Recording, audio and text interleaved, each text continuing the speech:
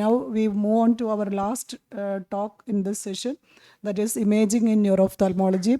Dr. Sujithra has an immense collection. She is she is professor at Amrita Eye Hospital, Kochi, and always it is very difficult for our for we ophthalmologists to understand imaging. So over to Sujithra. Thank you. Thank you, Dr. Malika, for including me in this instruction course. So after detailed history and detailed ocular evaluation, we localize the lesion. Then to confirm, we require imaging. So CT and MRI are the common imaging modality we use in neuro-ophthalmology. So CT scan is based on X-ray attenuation, and here the bone, that is dense tissue, appear brighter, and here there is risk of radiation exposure, and the iodinated contrast material is used. So people who are has allergy, we have to avoid iodinated contrast, and in renal failure also contrast is not indicated. So a CT scan is very useful when you suspect bony lesion, that is like fracture, hyperostosis, sphenoid wing agenesis, bone erosion, calcification. And in acute hemorrhage and in emergency situation also, CT scan is better. And MRI, definitely it gives better soft tissue discrimination and better resolution, and you can take imaging in multiple planes, and here there is no radiation exposure, and gadolinium is the contrast used here. This the contrast we can use in renal disease patient also. And there are contraindications for MRI that are metallic foreign body, and in patients with pacemaker and aneurysm clip and cochlear implants, it is better to avoid MRI. And as I said, CT scan is preferred in bony lesions when you want to look for orbital fractures or any intraocular metallic foreign bodies. CT scan is useful. So here you can see a trauma of orbital floor with prolapse of orbital tissues, and here you can see the fracture of lateral wall of orbit. Okay. It is better seen in CT scan than the MRI. So 3D reconstruction of CT picture is useful for orbital fracture reconstruction. Here you can see a foreign body in the orbit. And in traumatic aortic neuropathy, the CT scan with 1 mm slice is indicated. If we do regular CT, which is done at 3 to 5 mm slice interval, we might miss small fracture at the optic canal. So in acute hemorrhage, again CT is very useful. It is very quick. So the acute hemorrhage appears very bright in CT scan. So coming to MRI, the T1 weighted image, and here you get bright signal from fat, melanin, and subacute hemorrhage. And in T2 weighted image, vitreous, CSF, and edema appears bright, and it is very useful for detecting pathology. And T1 weighted images gives good anatomical details. Coming to special sequences in MRI, the fat suppression technique is very useful in when you want to look abnormalities in the orbit. Here you can see the normal MRI without fat suppression. So here the fatty tissue in the orbit is appearing bright. Okay.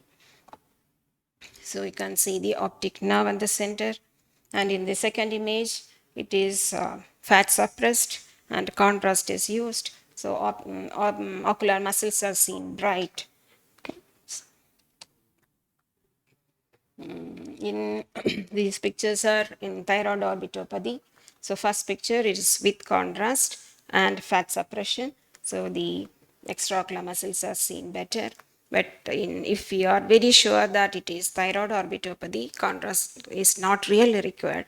But To rule out other lesions, we need contrast. In the lower picture, we can see the extraocular muscle involvement and the enhancement of normal orbital fat. In the picture on the right side, it is fat suppressed image where you can see the enlarged extraocular muscles and the fat image is suppressed there. If a new suspect orbital pseudotumor, again MRI with contrast is indicated, and here it gives heterogeneous enhancement.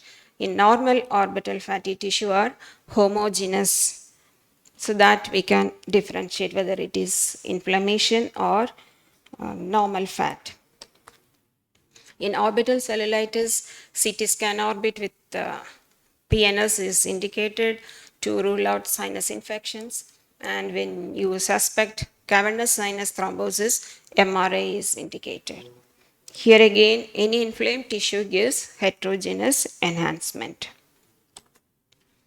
And in optic nerve sheath meningioma, CT scan gives the tram track appearance because of the calcification in the meninges, and the normal optic nerve passes within that calcification.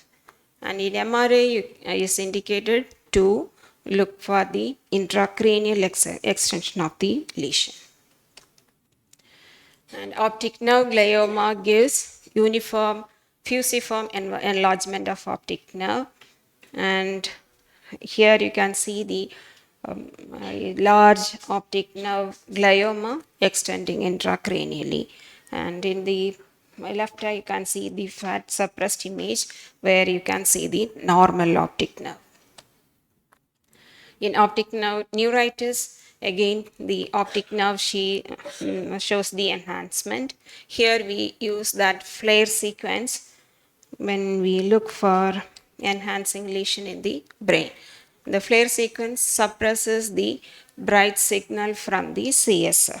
So in the first image, the CSF appears bright, and in the flare sequence, the CSF brightness is suppressed so that the brain, the hyperintensities seen in the brain is better visualized, which is indicative of demyelinating lesions in the brain. In papilledema, again we have to do MRI brain with contrast and the MRV to rule out venous sinus thrombosis. So to diagnose idiopathic intracranial hypertension, we should have normal MRI and MRV. And here the images MRI with contrast showing a large tumor causing obstructive hydrocephalus. You can see the enlarged ventricles and the surrounding atrophic area. And here again, the sagittal sinus thrombosis is seen well in MRV in a patient presented with papilledema. Coming to field effect, so we can localize the lesion here. So here it is inferior altitudinal defect and MRI showing enhancing lesion close to the optic nerve. So if it is bitemporal hemianopia, the lesion is in the chiasmal area. So the craniopharyngioma and pituitary adenoma are the common lesions causing chiasmal compression. And if it is homonymous hemianopia, the lesion is in the optic tract or optic radiation. If the lesion is, if the field defect is quadrant anopia, it has localizing value.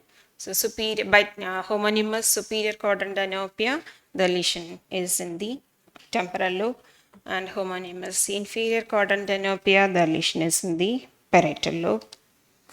And homonymous hemianopia with macular sparing field occurs in occipital lobe lesion, and you can see the infarct in the posterior cerebral artery area. In multiple cranial nerve palsy, if you suspect artery aneurysm, we have to include MRA or CTA, that is MR angiogram or CT angiogram. So in first picture is CT angiogram showing the dilated vessels in the cavernous sinus area, that is carotid artery aneurysm. In the second picture is MRA where you can see the dilated vessel of the cavernous sinus. So if you suspect vestibular schwannoma, that is CP angle tumor, you have to do MRI with contrast. And isolated cranial neuropathy, when you suspect arterial aneurysm, we have to include MRA, that is MR angiogram or CT angiogram. And if you strongly suspect, then if the MRA and CTA is not picking up the aneurysm, we can even do catheter angiogram. In aneurysm, we have to diagnose or intervene before the aneurysm rupture. So we have to be very vigilant in these situations. So in the second picture, the patient presented with sixth cranial nerve palsy. You can see that enhancing lesion around the optic nerve on the right side. So, to diagnose acute infarct, we have to do this sequence. So in the first picture, it is T2 weighted image. Here you can see that hyperintense lesion, and in diffusion weighted image, again it is hyperintense, and in the apparent diffusion coefficient image, it shows hyperintense. So we can diagnose acute infarct using these sequences. Vascular lesions are very highly enhancing with contrast. So it is picture of capillary hemangioma. This is picture of cavernous hemangioma. So the cavernous hemangiomas are well circumscribed, and it is in the intracornal space, and it highly enhances with contrast. And this is a picture of AV malformation with enhancement with contrast. In caroticocavernous fistula, again, you can see the dilated tortuous superior ophthalmic vein. And it's a picture of neurofibroma. This child presented with proptosis, that is pulsatile. So here in CT scan, you can see the absent sphenoid, greater wing of sphenoid. And in the MRI, you can see the prolapse of brain tissue into the orbit, causing proptosis, that is pulsatile. And MRV, as I said, is useful when papilledema to rule out venous sinus thrombosis, and MR angiogram for aneurysm or caroticocavernous fistula or arterial stenosis. And catheter angiogram is the gold standard for vascular imaging. And these are all functional scanning. When you suspect metastasis, it is better to do PET CT scan, which it will pick up the metastatic lesion. You will get the hot spot. Okay, it is compared with the other normal, the conventional CT scan. The above you see the normal conventional CT picture where you see the lesion. In PET CT, it is taking up that material. And the PET MRI also helpful in localizing the metastatic lesion.